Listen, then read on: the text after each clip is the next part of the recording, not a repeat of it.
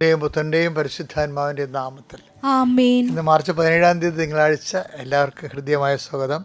അമ്മേ പരിശുദ്ധമ്മേ, അമ്മേ പരിശുദ്ധമ്മേ, ദൈവമാതാവേ, ദൈവമാതാവേ, കൃപാസനത്തിലൂടെ ഞങ്ങൾക്കും ഞങ്ങളുടെ ദേശത്തിനും അമ്മ മധ്യസ്ഥം തേടി തന്ന എല്ലാ അനുഗ്രഹങ്ങൾക്കും കൃപകൾക്കും ഞങ്ങളിപ്പോൾ ഹൃദയം നിറഞ്ഞ നന്ദി പറയുന്നു. അമ്മേ പരിശുദ്ധമ്മേ, ദൈവമാതാവേ, 2004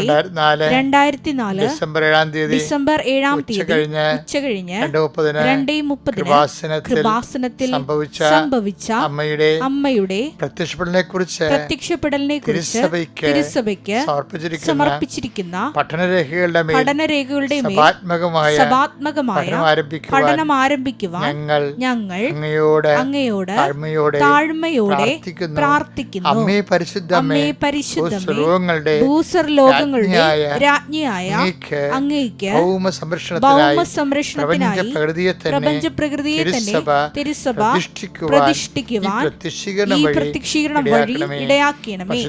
പരിശുദ്ധമ്മേ, ജപമാല മാതാവേ, സകല കൃപാസനം പ്രാർത്ഥനകളോട് ചേർത്ത് ഞങ്ങളിപ്പോൾ പ്രാർത്ഥിക്കുന്ന ഈ കുടുംബത്തിന്റെ പ്രത്യേക നിയോഗം പരമക്കളെ.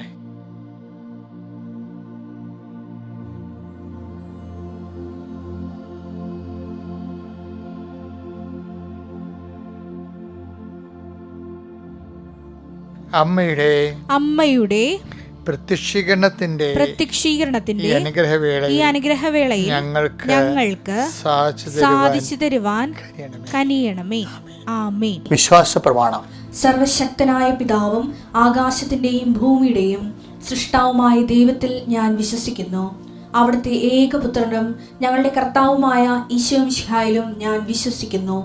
ഈ പുത്രൻ പരിശുദ്ധാത്മാവിനാൽ ഗർഭസ്ഥനായി കന്യകാമറിയത്തിൽ നിന്ന് പിറന്ന് പൊന്തിയോസ് പീലാത്തോസിന്റെ കാലത്ത് പീഡകൾ സഹിച്ച് കുരിശിൽ തറയ്ക്കപ്പെട്ട് മരിച്ച് അടക്കപ്പെട്ട് പാതാളങ്ങളിൽ ഇറങ്ങി മരിച്ചവരുടെ ഇടയിൽ നിന്ന് 3-ാം നാൾ ഉയർത്ത് സ്വർഗത്തിലേക്ക് എഴുന്നള്ളി സർവശക്തിയുള്ള പിതാവായ ദൈവത്തിന്റെ വലതുഭാഗത്തിരിക്കുന്നു. അവിടെ നിന്ന് ജീവിക്കുന്നവരെയും മരിച്ചവരെയും വിധിക്കുവാൻ വരുമെന്നും ഞാൻ വിശ്വസിക്കുന്നു. പരിശുദ്ധാത്മാവിലും ഞാൻ വിശ്വസിക്കുന്നു. വിശുദ്ധ കത്തോലിക്കാ സഭയിലും പുണ്യവാന്മാരുടെ ഐക്യത്തിലും പാപങ്ങളുടെ മോചനത്തിലും ശരീരത്തിന്റെ ഉയർപ്പിലും നിത്യമായ ജീവിതത്തിലും ഞാൻ വിശ്വസിക്കുന്നു. ആമേൻ.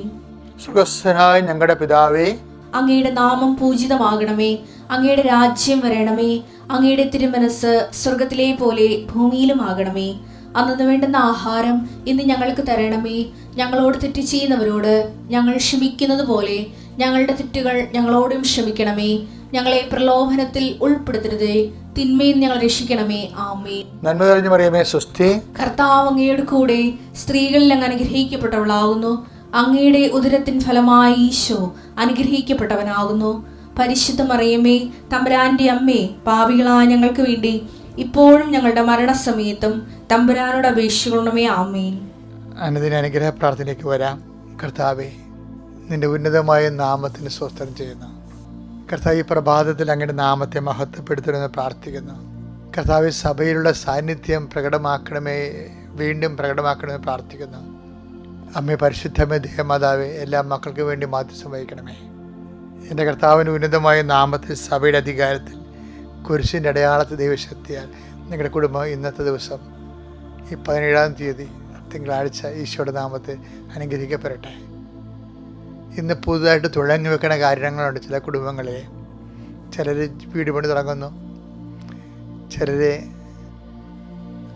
ചില കാര്യങ്ങൾക്ക് വേണ്ടി ഇട്ടുകൂട്ടുകൾ തുടങ്ങുന്നു, ചില ആൾക്കാർ ചില നല്ല യാത്രകളും ജോലി സംബന്ധമായ യാത്രകൾ തുടങ്ങുന്നു, ചിലർ വാഹനം മേടിക്കാൻ പോകുന്നു. അങ്ങനെ വ്യത്യസ്തങ്ങളായ പുതിയ സംരംഭങ്ങളെയാണ് ഈ പ്രഭാതത്തിൽ നമ്മൾ സമർപ്പിക്കുന്നത്. കർത്താവേ, അതുപോലെ തന്നെ ഈശോയെ എപ്പോഴും വലിയ പ്രാർത്ഥനകളുടെ സമയത്തെല്ലാം ഞാൻ എൻ്റെ മനസ്സിൽ വരണത് ചെറിയ മനുഷ്യരെക്കുറിച്ച് കൂടുതൽ കർത്താവേ സമൂഹം ബോധവാന്മാരായിരിക്കണം. അതായത് സാധാരണ വളർത്തുമൃഗങ്ങളെ കൊണ്ട് അവരുടെ വരുമാനത്തിൽ നിന്ന് ജീവിച്ചു പോകുന്ന ഒത്തിരിയേറെ മനുഷ്യരുണ്ട്. ആ മൃഗങ്ങളെല്ലാം സമർപ്പിച്ച് പ്രാർത്ഥിക്കുന്നു. പക്ഷികളെ വളർത്തിയും പട്ടികളെ വളർത്തിയൊക്കെ ജീവിക്കുന്നവരുണ്ട്. കുഞ്ഞ് നിറമത്സ്യങ്ങളെ, കളർ മത്സ്യങ്ങൾ വളർത്തി, അലങ്കാര മത്സ്യങ്ങൾ വളർത്തി ജീവിക്കുന്നവരുണ്ട്. കുഞ്ഞു കുഞ്ഞ് വരുമാനക്കാരെ എല്ലാം കർത്താവേ, അവർക്കതൊക്കെ നന്നായി ചെയ്യാനും അവർക്ക് നഷ്ടങ്ങൾ വരരുത്. അവർ വളർത്തുന്നത് മരിച്ചു പോവുകയോ ചത്തുപോവുകയോ രോഗം പിടിക്കുകയോ ചെയ്യരുത്. അവരുടെ മനസ്സ് ഇടിഞ്ഞു പോകരുത് കർത്താവേ. അവരെല്ലാം സന്ധിക്കണമെന്ന് പ്രാർത്ഥിക്കുന്നു. പഠിക്കുന്ന മക്കൾ, വലിയ പ്രതീക്ഷയോടെ പഠിക്കുന്ന മക്കൾ, അവർക്ക് നിരാശയില്ലാതെ കർത്താവെ അവർ ന്യായമായിട്ടുള്ള കാര്യങ്ങൾ ആശിക്കാനും ദൈവഹിതപ്രകാരം അതിനെ ഉൾക്കൊള്ളുവാനും, പരാജയങ്ങൾ വന്നിട്ട് മരണം നടന്ന വീടുകൾ, ആത്മഹത്യ നടന്ന വീടുകൾ, വർഷങ്ങളായിട്ട് വ്യക്തികൾ രോഗികളായി കിടന്നിട്ട് മരുന്നിന് നല്ലൊരു വിധം പണം ചിലവാക്കുന്ന വീടുകൾ, അതിൻ്റെ പേരിൽ പരസ്പര സ്നേഹം നഷ്ടപ്പെട്ടവർ, സ്നേഹം തണുത്തുപോയവർ, വല്ലപാടും ലോകത്തുനിന്ന് പോയാൽ മതി എന്ന് ചിന്തിച്ച് മനസ്സ് ഭാരപ്പെട്ടിരിക്കുന്നവർ, കർത്താവേ എല്ലാവരെയും സംബന്ധിച്ച് പ്രാർത്ഥിക്കുന്നു.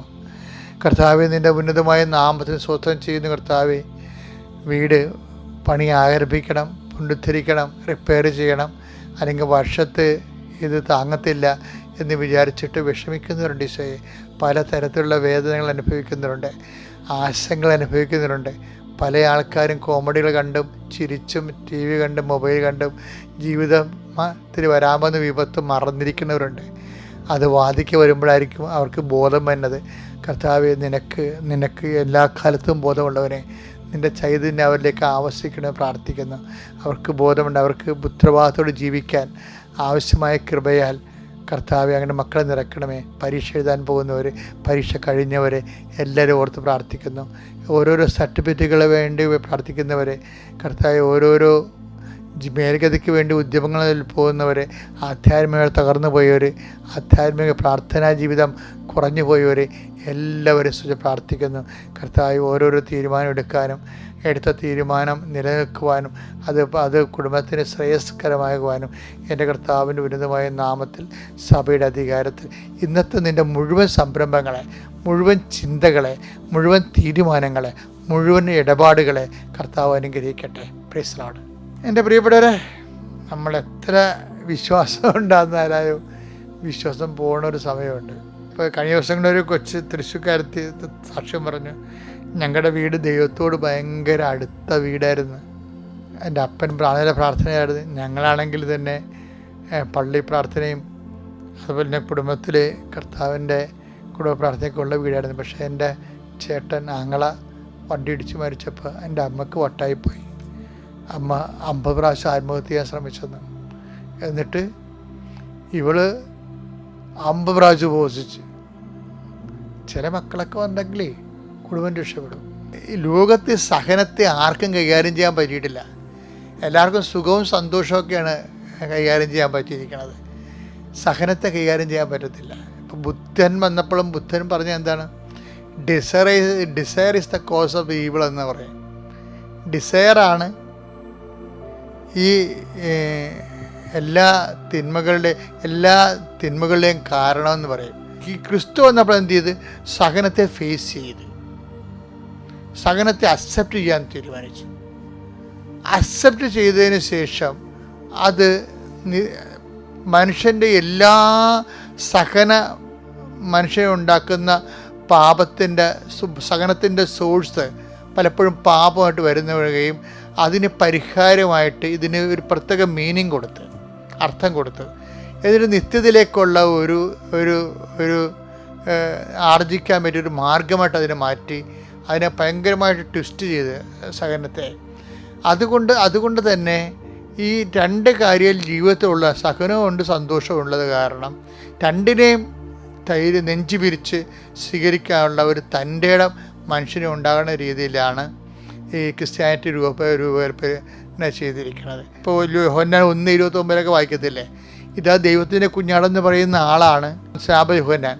ക്രിസ്തുവിലുള്ള വിശ്വാസമാണ് ആദ്യം പോയത്. ഇപ്പോൾ സഹനം വരുമ്പോൾ, വിശപ്പ് വരുമ്പോൾ, ജയിലിലെ പീഡനങ്ങൾ വരുമ്പോൾ യോഹന്നാൻ സ്നാപകന് ഉടനെ ആ വിശ്വാസത്തിൻ്റെ അലൈൻമെൻറ്റ് പോയി.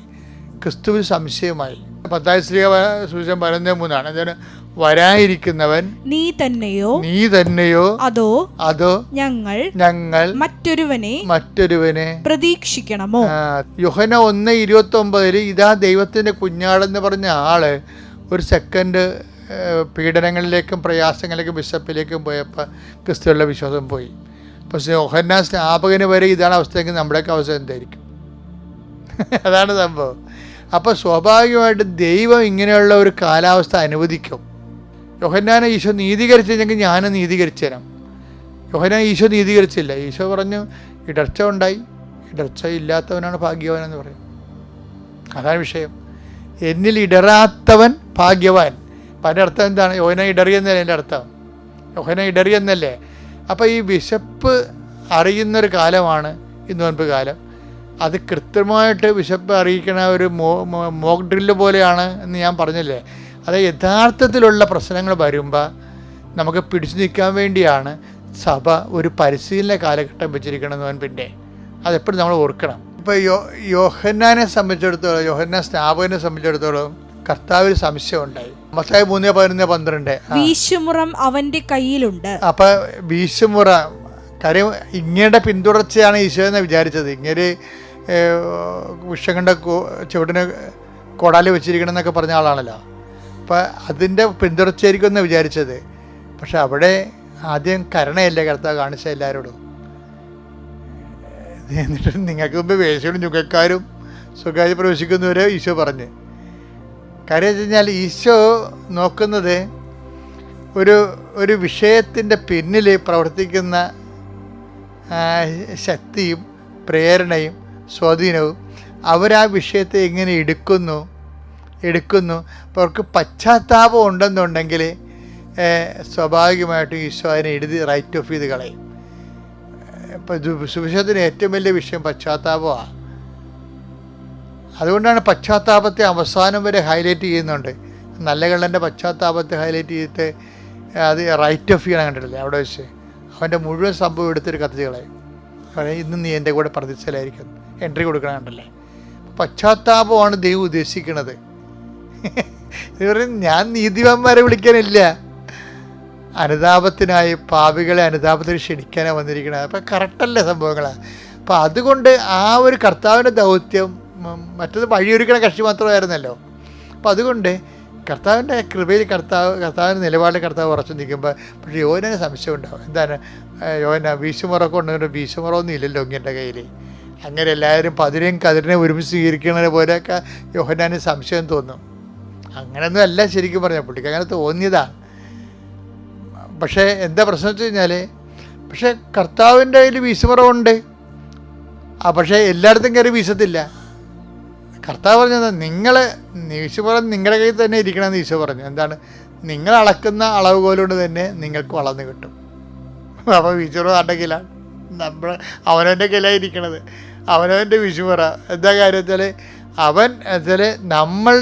നമ്മളൊരു ശിക്ഷ വാങ്ങിക്കുന്നുണ്ടെങ്കിൽ അതിന് ഉത്തരവാദിത്വം നമ്മൾ തന്നെ ആയിരിക്കുമെന്ന്. എന്താ കാര്യം? വചനം മനുഷ്യൻ്റെ ഹൃദയത്തിൽ എഴുതപ്പെട്ടു പോയി. അപ്പോൾ ഏത് ക്രിസ്ത്യാനി ആയാലും ക്രിസ്ത്യാനി അല്ലെങ്കിലും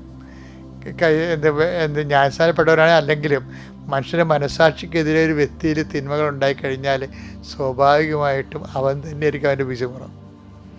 അപ്പോൾ അതുകൊണ്ട് കർത്താവ് ആ കാര്യത്തിൽ കോംപ്രമൈസൊന്നും ചെയ്തില്ല. യോഹന്നാൻ പക്ഷേ വീശുമുറ ഇല്ല, എല്ലാവർക്കും ഇങ്ങനെ ചാക്കിരി പാസ് പോലെ ഓൾ പ്രൊമോഷൻ, പാപികളെയും വിശുദ്ധന്മാരെയും എല്ലാത്തിനും ഓൾ പ്രൊമോഷൻ കിട്ടും എന്നൊരു ഐഡിയ തെറ്റിദ്ധരിക്കണയാണ്. ഈ തെറ്റിദ്ധാരണ വരണത് വിശപ്പും ദാരിദ്ര്യവും പ്രയാസങ്ങളൊക്കെ അനുഭവിക്കുമ്പോഴാണ് ദൈവത്തെക്കുറിച്ച് നമ്മൾക്ക് എപ്പോഴും ഒരു ഫ്രസ്ട്രേഷൻ ഫ്ലക്ച്വേഷൻസ് ഉണ്ടാകുന്നത്.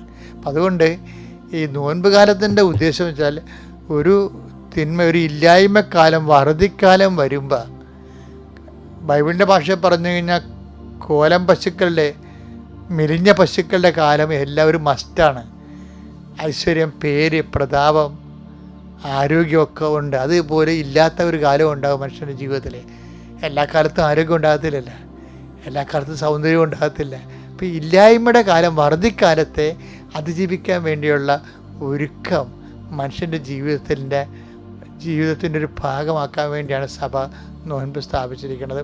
അത് ഇന്ന് നോൻപിന് വേണ്ടി മാത്രമല്ല, ഏത് കാലഘട്ടത്തിലൂടെയാണ് കടന്നു പോയാലും വർദ്ധിക്കാലമായാലും ദൈവത്തെ കൈവിടാതെ വിശ്വസിച്ചും പ്രാർത്ഥിച്ചും കൂടുതൽ സുഭിക്ഷിത കാലത്തേക്കാൾ കൂടുതൽ വിശ്വസിച്ചും പ്രാർത്ഥിച്ചും മുന്നേറാൻ ദൈവം നിങ്ങളെ സഹായിക്കണമെന്നുള്ളതാണ് ബൈബിളിൻ്റെ ഒരു